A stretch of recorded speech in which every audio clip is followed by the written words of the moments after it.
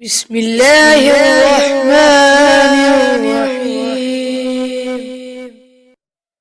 نحمده ونصلی علی رسولہ الکریم اما بعد فاعوذ باللہ من الشیطان الرجیم بسم اللہ الرحمن الرحیم الصلاۃ والسلام علیک یا رسول اللہ وعلی آلک واصحابک یا حبیب اللہ۔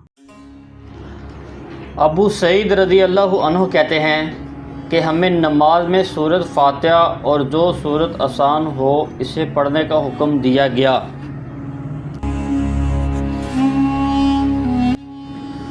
ابو ہریرہ رضی اللہ عنہ بیان کرتے ہیں کہ رسول اللہ صلی اللہ علیہ وآلہ وسلم نے مجھ سے فرمایا، تم جاؤ اور مدینہ میں اعلان کر دو کہ نماز بغیر قرآن کے نہیں ہوتی، اگرچہ سورۃ فاتحہ اور اس کے ساتھ کچھ اور ہی ہو۔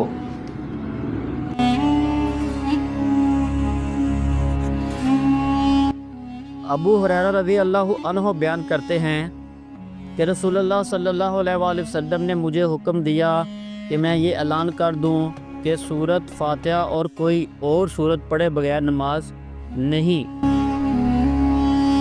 الشیخ عمر فاروق سعیدی حفظ اللہ فوائد و مسائل مذکورہ روایات سندن ضعیف ہیں، لیکن اس میں بیان کردہ باتیں دوسری روایات سے ثابت ہیں، یعنی منفرد شخص کے لیے سورۃ فاتحہ کے ساتھ دوسری سورت یا قرآن سے کچھ حصہ پڑھنے کا حکم ہے، لیکن جہری نمازوں میں امام کے پیچھے سورہ فاتحہ کے علاوہ کچھ نہ پڑھا جائے۔ مقصد یہ ہے کہ جو قرأت جہری تھی ہم جہری کرتے ہیں اور جو سری تھی ہم بھی سری کرتے ہیں۔ امت کا اجماع ہے کہ فجر، مغرب، عشاء پہلی 2 رکعتیں جمعہ، عید اور استسقاء میں قرأت جہری ہوتی ہے، اور ظہر، عصر اور مغرب کی تیسری اور عشاء کی آخری دونوں رکعتوں میں سری۔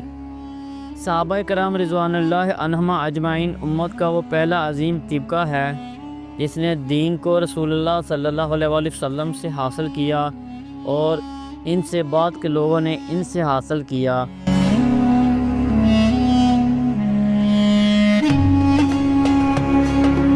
ابو ہریرہ رضی اللہ عنہ کہتے ہیں کہ رسول اللہ صلی اللہ علیہ وآلہ وسلم نے فرمایا، جس نے نماز پڑھی اور اس میں سورۃ فاتحہ نہیں پڑھی تو وہ ناقص ہے، ناقص ہے، ناقص ہے، پوری نہیں۔ راوی ابو صائب کہتے ہیں، اس پر میں نے کہا، ابو ہریرہ کبھی کبھی میں امام کے پیچھے ہوتا ہوں تو کیا کروں؟ انہوں نے میرا بازو دبایا اور کہا، اے فارسی، اسے اپنے جی میں پڑھ لیا کرو، کیونکہ میں نے رسول اللہ صلی اللہ علیہ وآلہ وسلم کو فرماتے ہوئے سنا ہے، اللہ تعالیٰ فرماتا ہے، میں نماز کو اپنے اور اپنے بندے کے درمیان نصف نصف تقسیم کر دی ہے، اس کا نصف میرے لیے ہے اور نصف میرے بندے کے لیے، اور میرے بندے کے لیے وہ بھی ہے جو وہ مانگے۔ رسول اللہ صلی اللہ علیہ وآلہ وسلم نے فرمایا، پڑھو، بندہ الحمدللہ رب العالمین کہتا ہے تو اللہ عز و جل کہتا ہے میرے بندے نے میری تعریف کی، بندہ الرحمن الرحیم کہتا ہے تو اللہ عز و جل فرماتا ہے میرے بندے نے میری توصیف کی، بندہ مالک یوم الدین کہتا ہے تو اللہ عز و جل فرماتا ہے میرے بندے نے میری عظمت اور بزرگی بیان کی، بندہ ایاک نعبد و ایاک نستعین کہتا ہے تو اللہ فرماتا ہے یہ میرے اور میرے بندے کے درمیان ہے اور میرے بندے کے لیے وہ ہے جو وہ مانگے۔ پھر اہدنا الصراط المستقیم صراط الذین انعمت علیہم غیر المغضوب علیہم ولا الضالین کہتا ہے تو اللہ فرماتا ہے یہ سب میرے بندے کے لیے ہیں اور میرے بندے کے لیے وہ ہے جو وہ مانگے۔ الشیخ عمر فاروق سعیدی حفظ اللہ فوائد و مسائل، سورہ فاتحہ کے بغیر نماز بالکل ناقص اور تمام رہتی ہے، جس کی تعبیر دوسری احادیث میں کچھ یوں ہے۔ ترجمہ اسماعیلی کی روایت میں جناب سفیان سے مروی ہے، جس نماز میں سورۃ فاتحہ نہ پڑھی جائے وہ کافی نہیں ہوتی، جس نماز میں القرآن فاتحہ نہ پڑھی جائے وہ قبول نہیں ہوتی۔ اس قسم کے مختلف الفاظ ثابت کرتے ہیں کہ سورۃ فاتحہ نماز کا رکن ہے، اس کا پڑھنا فرض اور واجب ہے، اعلیٰ یہ کہ کوئی پڑھنے سے عاجز ہو۔ اس حکم میں تمام قسم کی نمازیں، فرض، نفل، جنازہ، عید اور کسوف وغیرہ، اور تمام طرح کی نمازی، منفرد، امام، مقتدی، حاضر اور مسافر شامل ہیں۔ نفس میں پڑھنا، اس سے مراد آواز نکالے بغیر زبان سے پڑھنا ہے۔ صرف ان الفاظ کا خیال اور تصور صحیح نہیں، اسے کسی طرح قرات پڑھنا نہیں کہا جاتا۔ عبادہ بن صامت رضی اللہ عنہ سے روایت ہے کہ نبی اکرم صلی اللہ علیہ وآلہ وسلم نے فرمایا، اس شخص کی نماز نہیں جس نے سورۃ فاتحہ اور کوئی اور سورت نہیں پڑھی۔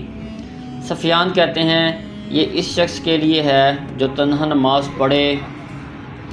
وضاحت: اس احادیث کا مطلب یہ ہوا کہ سورہ فاتحہ سے کم پر نماز جائز نہیں ہوگی۔ عبادہ بن صامت رضی اللہ عنہ کہتے ہیں کہ نماز فجر میں ہم رسول اللہ صلی اللہ علیہ وآلہ وسلم کے پیچھے تھے۔ آپ نے قرات شروع کی تو وہ آپ پر دشوار ہو گئی۔ جب آپ فارغ ہوئے تو فرمایا، شاید تم لوگ اپنے امام کے پیچھے کچھ پڑھتے ہو۔ ہم نے کہا، ہاں اللہ کے رسول، ہم جلدی جلدی پڑھ لیتے ہیں۔ تو آپ صلی اللہ علیہ وآلہ وسلم نے فرمایا، سورۃ فاتحہ کے علاوہ کچھ مت پڑھو، کیونکہ جو اسے نہ پڑھے اس کی نماز نہیں ہوتی۔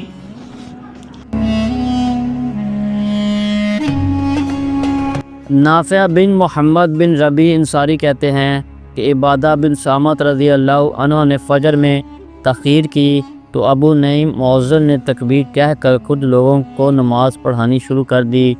اتنے میں عبادہ آئے، ان کے ساتھ میں بھی تھا۔ ہم لوگوں نے بھی ابو نعیم کے پیچھے صف باندھ لی۔ ابو نعیم بلند آواز سے قرات کر رہے تھے۔ عبادہ سورۃ فاتحہ پڑھنے لگے۔ جب ابو نعیم نماز سے فارغ ہوئے تو میں نے عبادہ رضی اللہ عنہ سے کہا، میں نے آپ کو نماز میں سورۃ فاتحہ پڑھتے ہوئے سنا، حالانکہ ابو نعیم بلند آواز سے قرات کر رہے تھے۔ انہوں نے کہا، ہاں، اس لیے کہ رسول اللہ صلی اللہ علیہ وآلہ وسلم نے ہمیں ایک جہری نماز پڑھائی جس میں آپ زور سے قرات کر رہے تھے۔ آپ کو قرات میں التباس ہو گیا۔ جب آپ صلی اللہ علیہ وآلہ وسلم نماز سے فارغ ہوئے تو ہماری طرف متوجہ ہوئے اور پوچھا، جب میں بلند آواز سے قرات کر رہا ہوں تو کیا تم لوگ بھی قرات کرتے ہو؟ تو ہم میں سے کچھ لوگوں نے کہا، ہاں، ہم ایسا کرتے ہیں۔ آپ صلی اللہ علیہ وآلہ وسلم نے فرمایا، اب ایسا مت کرنا۔ جب بھی میں کہتا تھا کہ کیا بات ہے کہ قرآن مجھ سے کوئی چھینے لیتا ہے، تو جب میں بلند آواز سے قرات کروں تو تم سوائے سورۃ فاتحہ کے قرآن میں سے کچھ نہ پڑھو۔